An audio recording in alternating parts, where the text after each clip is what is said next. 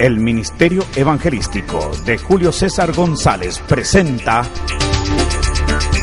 un encuentro con la eterna verdad de la palabra de Dios. Muchas son las vidas y ministerios enriquecidos en América Latina y el mundo con lo sembrado por el ministerio del pastor y evangelista Julio César González.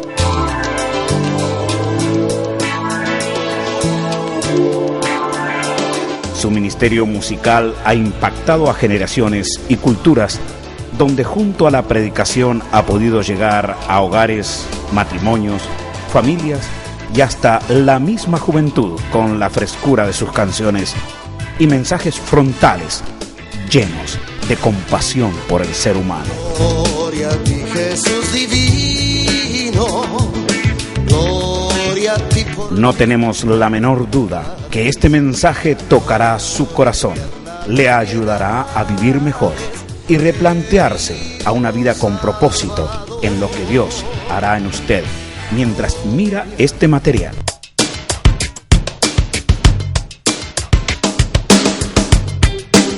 Prepárese a concentrarse y llenarse de Dios, donde este día puede ser el inicio de una nueva vida con lo que tanto deseaba de Dios. Dios tiene algo grande y sorprendente para su vida. Créale a Él y ponga confianza a la sencillez de la palabra gloriosa de Dios para su vida. Sin fe es imposible agradar a Dios. Con ustedes, el evangelista Julio César González.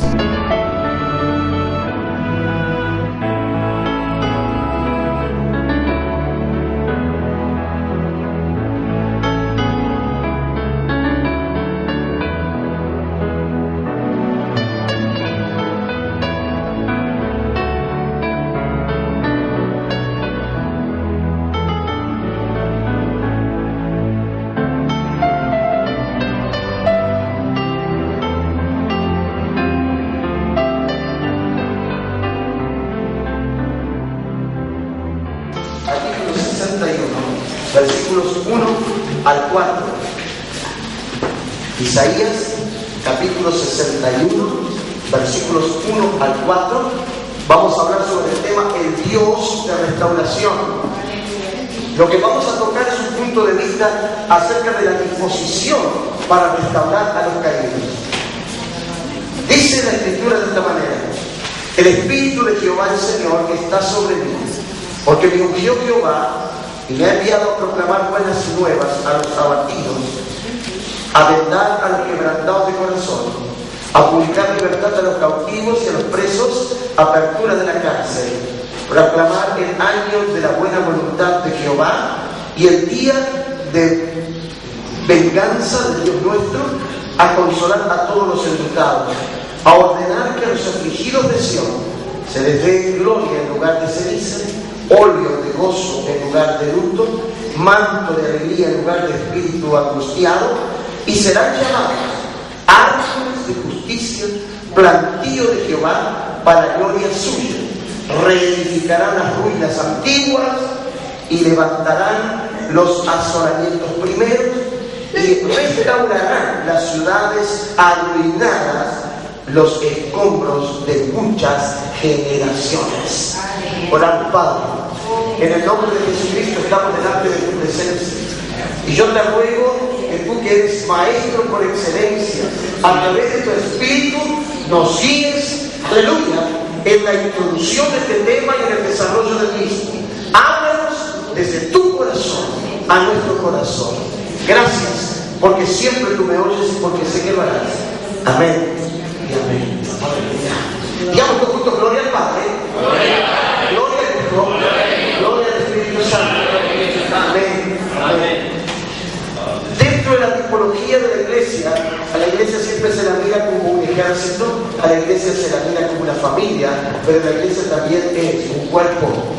Y como cuerpo, entonces necesitamos estar sanos para poder externamente expresar todo lo que hay dentro. Cuando hablamos sobre sanidad interior, enfatizamos sobre el alma.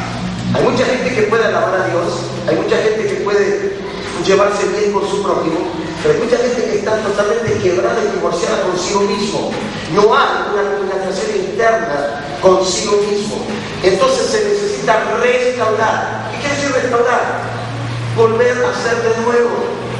Cuando vamos a esas casas de muebles antiguos y le están vendiendo muebles de la época de Luis XV, muebles de la época francesa, ¿verdad? Y le están diciendo que estos son restaurados a nuevo. Restaurados a nuevo, usted los observa y la madera es preciosa, todo es hermoso, pero son muebles que tienen ya algunos más de 100 años. Pero al ser restaurados, entonces están volviendo a ser útiles nuevamente. Yo quiero meterme en este tema, porque esto está en el corazón de Dios. Es el Dios de restauración. Es la forma como Él, como Padre, está observando a sus hijos la necesidad de restaurar. Entonces, diríamos que este estudio nos va a sumergir en esta mañana en el suceso de que como cristianos, usted y yo, no importa si es líder, si es pastor, si está desarrollando un ministerio dentro de la iglesia, no importa, usted y yo necesitamos ser restauradores. Aleluya. Alabado sea el Señor. Porque esto es una necesidad que nace en el corazón de Dios. Para ser restaurador necesitamos aplicar los principios y las normas bíblicas que encontramos obviamente en la palabra del Señor. Hay mucha gente que está necesitando tu apoyo. Que le prestes, por decir, en sentido figurado, tus oídos, saber oír. Hay mucha gente que está dolida, necesita expresar su dolor para que tú puedas entenderla, restaurarle, darle una palabra de pronto de revelación, de ciencia, de discernimiento en su situación y ponerla nuevamente a transitar en el camino que Dios quiere que ande. Necesitan de nuestro apoyo incondicionalmente. ¿Por qué? Porque están viviendo una situación especial. Por líneas generales tenemos tendencia nosotros a criticar, a veces a censurar, a juzgar, a condenar. Somos más cirujanos que pediatras. ¿Sí? Nos gusta cortar, ¿verdad? Pero hay mucha gente que necesita pediatría, atención, cuidado. Cuando usted lleva su baby, su niño al médico, lo lleva al pediatra, no lo lleva al cirujano que opera el corazón, ¿verdad? Ni al neurólogo. No, lo lleva al pediatra, porque el pediatra es el que sabe tratar con esa criatura que está en crecimiento, en desarrollo, sabe qué comida le debe dar, sabe qué medicamento tiene que darle si es que está enfermo. Él entiende todo lo básico para el desarrollo, crecimiento y fortalecimiento de ese cuerpecito que es la vida de tu niño. Por lo tanto, en la iglesia necesitamos tener muchos pediatras, no tantos cirujanos que estén dispuestos a cortar y a enviar fuera y a olvidarse. Alguien fracasó y hay que votarlo. Alguien fracasó, hay que echarlo. Alguien fracasó, hay que denunciarlo. No. Yo recuerdo que cuando nos convertimos al Señor en la década de los 60, la Santa Cena, en vez de ser una fiesta para el pueblo de Dios, era como, a ver, ¿qué es lo que va a pasar? ¿Quién va a acusar a quién? ¿Y quién le va a pedir perdón a quién? Parecía que se estaba esperando ese momento, y a veces era más un duelo que una fiesta, porque se salían a luz cosas terribles, que si bien es cierto, era una bendición para la gente que podía llegar a ese paso, pero también era cierto que podían hacerlo y no esperar la Santa Cena. Cuando sucedían casos de esta naturaleza, la persona a veces era traída frente, digo yo, al concilio, ¿verdad? Frente a la iglesia, y se la disciplinaba, se la censuraba, y la verdad que los que quedaban era porque amaban al Señor de verdad. Y que los uruguayos somos difíciles. No había restauración. Alguien dijo una oportunidad de con sobrada razón, la iglesia es el único ejército que no levanta a sus caídos. El ejército tiende carpas, envía equipos médicos, auxilios, primeros auxilios, lo atiende, lo venda, lo cura. Si hay que amputar una pierna, le amputan la pierna. Si hay que sanar, se sana, lo restablece. Si puede volver a combatir, vuelve al cuerpo de trabajo o de acción. La iglesia a veces le encanta, la iglesia tira fuera, no levanta a sus caídos. Entonces necesitamos imperiosamente, hoy más que nunca, hermanos, restaurar a nuestra gente. Y el acto de restaurar a una persona no significa explícitamente que no pueda andar físicamente, sino que se haya abatida emocional y espiritualmente, y por lo tanto ahí debe estar la iglesia en plena función de cuerpo. Restaurar desde el punto de vista del corazón de Dios, hermano, o bíblico, significa, entre muchas cosas, volver a poner en pie, dar suficiente fuerza para volver a aceptar los desafíos que la vida cristiana le ofrece cada día. Eso es restaurar. Eso es poner en acción el equipo de misericordia divina de nuestro Dios. Todos, en menor o mayor grado.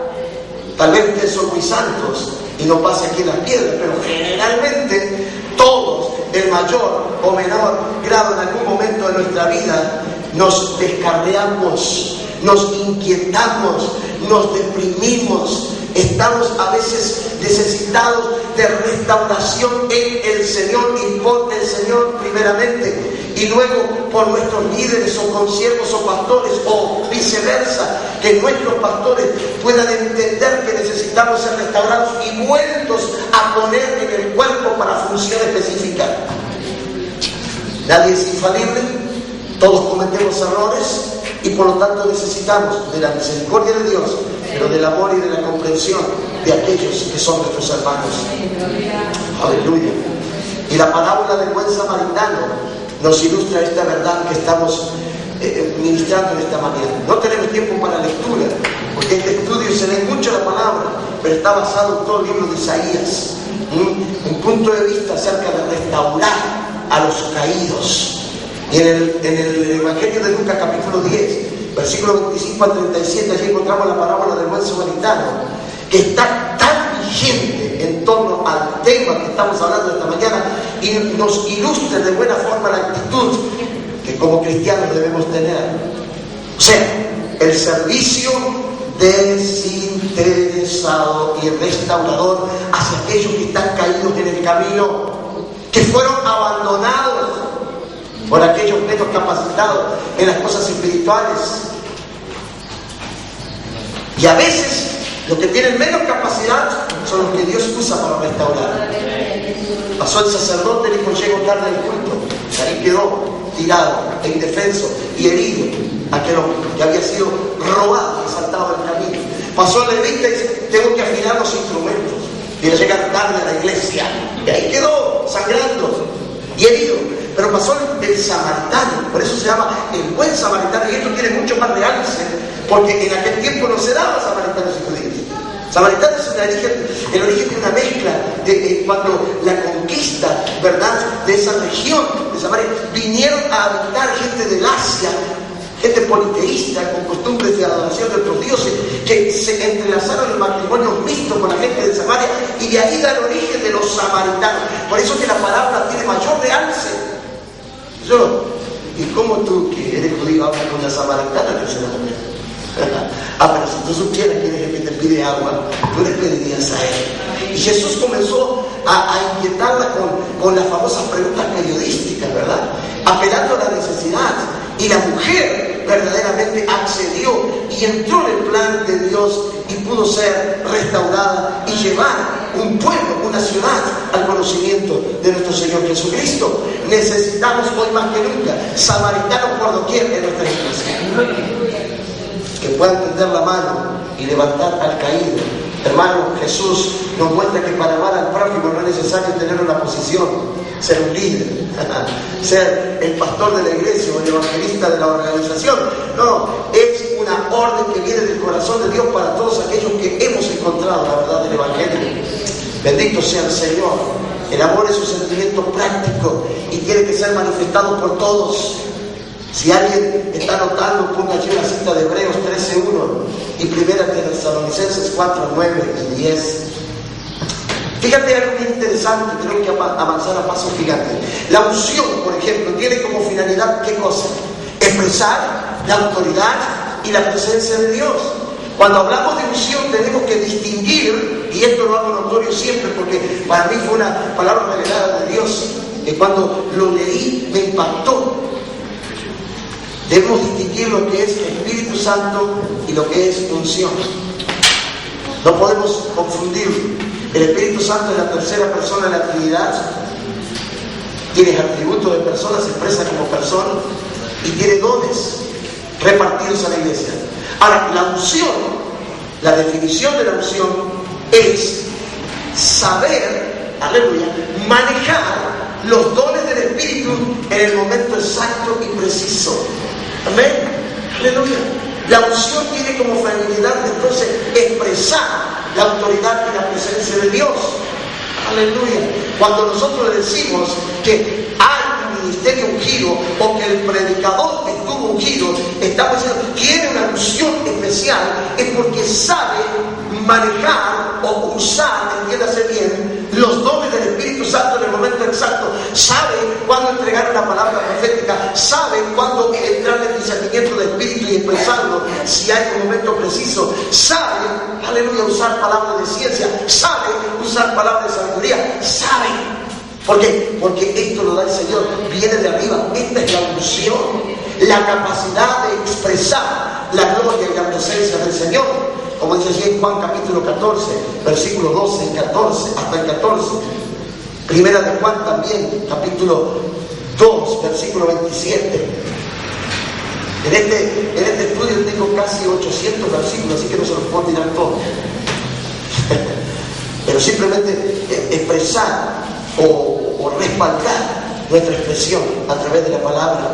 Y amados, es interesante esto, la forma de cómo desarrollar y cómo aprender a restaurar a aquellos que son caídos. Conocer el corazón de Dios, que tiene una determinación muy clara, que cada oveja caída y lastimada en la batalla no tiene que ser abandonada a ningún costo. Por algo se nos da a entender la parábola de las famosas 99. Eran 100, se perdió una, dejó las 99 y se fue en busca de esa una, porque costaba, aleluya, lo mismo que aquellas que estaban seguras. No podemos permitirlo bajo ningún concepto que alguien desaparezca de las filas de la iglesia y decir, la iglesia sabe la dirección, él sabe los horarios de culto, y él es grande o ella es grande, que venga si quiere y si no que se las arregle. He escuchado con dolor esta expresión a veces en el corazón de muchos líderes, y esto es lo que Dios no quiere en nosotros. Por eso se expresa en Lucas capítulo 9, en el versículo 56, la palabra del Señor en hechos contundentes acerca de estas verdades que estamos manifestando en esta mañana. Solamente voy a leer ese versículo de Lucas capítulo 9, versículo 56. Dice la palabra del Señor de esta manera. Aleluya. Porque el Hijo del Hombre no ha venido para perder las almas de los hombres, sino para salvarlas. Lucas 19:10 dice que el Hijo del Hombre vino a buscar y a salvar lo que se había perdido. Entonces esto nos da a nosotros argumentos, pautas, herramientas para que también procedamos de la misma manera. Si alguien se va, no podemos permitirle que se vaya así por así. Tenemos que tratar de entender por qué se está yendo. Siempre digo, las puertas de nuestras iglesias tienen que ser mucho más chiquitas las de salida que las de entrada. Porque entramos fácilmente a la iglesia. Y aquellos que tenemos la experiencia pentecostal nos contamos, nos registramos y decimos, si toda la gente que aceptó a Cristo en este año 2001 estuviera aquí en la iglesia, pastor, no sé dónde las pondríamos. Ahora digo, ¿por qué no están? ¿Por qué no están? Porque muchas veces nos hemos olvidado e estamos ignorando este principio bíblico de la restauración de los caídos. Alguien cae y lo dejamos ir. Nos ha pasado como pastores, evangelistas, ministrar, estar en la iglesia en un país y volver y preguntar por alguien que de pronto caló en nuestro corazón y a veces con un dejo de felicidad dice, se le cambió, se fue, está en el mundo. No anduvo. Y lo dejamos ir. Sin preguntar cuáles fueron las causas y el por qué. Este no es el corazón de Dios. Aleluya. Oh, que el Señor nos ayude. El profeta Isaías vivió en tiempos similares a los nuestros y trajo dos tipos de mensajes al pueblo de Israel en aquel momento, bien definibles. El primero era de exhortación y cambio, juicio al no obedecer los propósitos de Dios. Y el segundo, Isaías 1:39, y el segundo, basado en promesas claras de restauración como la que hemos leído aquí, consuelo para aquellos que sufriendo tienen las expectativas en el tiempo de un mover de Dios abundante. Isaías 40:66 como base bíblica. Ahora, vamos a mirar un poquito a grandes rasgos las características del pueblo en tiempo de Isaías. Lo hemos visto aquí en estos versículos 1 al 3. Estaban abatidos, estaban quebrantados de corazón, estaban viviendo una situación tensa y bastante oscura, triste. Entonces, hermanos, para tener una visión amplia de la situación, podemos decir, personal del pueblo, hemos buscado vocablos, digamos, o adjetivos que califiquen estas expresiones o estas palabras. Es tan amplio el idioma de Cervantes, el idioma español, que nos sorprendemos cuando vamos al diccionario y empezamos a chequear no solamente sinónimos y antónimos, sino definiciones, etimología de los términos, y nos encontramos que el pueblo estaba totalmente derrumbado. Fíjate lo que significa las características en las cuales se encontraba el pueblo. Dice, por ejemplo, estaba abatido, estaba quebrantado de corazón, estaba cautivo y estaba preso. Por eso el Espíritu de Dios mintió para pregonar, aleluya, libertad a los cautivos, apertura de cárcel a los presos, el año agradable del Señor. Cuando miramos las palabras, por ejemplo, relacionadas con abatido, nosotros encontramos, por ejemplo, desfallecido, lánguido, postrado, flojo, extenuado, desalentado, adormecido, disminuido, consumido, decaído, desmayado, entorpecido, debilitado, descorazonado, desanimado, apagado, gastado, enfermo. Esta es la situación que se encuentra en nuestro país, en el Uruguay. No precisas chequear mucho, te bajas del avión y eso es una atmósfera que está en los aires.